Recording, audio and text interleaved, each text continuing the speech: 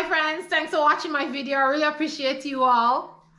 Please remember to share the video and subscribe, and also like the video. When you like the video, you are allowing my video to be seen by many people. So many of you watch the videos, and thank you so much. I really appreciate you guys, but you guys are forgetting to like. So please remember to like the video so my video can be seen by many more people.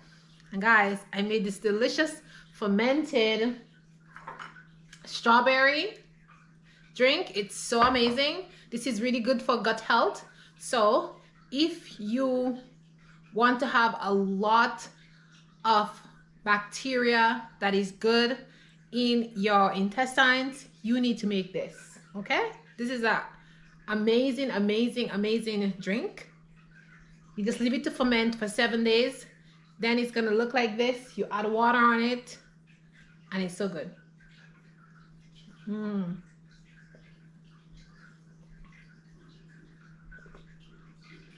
It becomes very fizzy.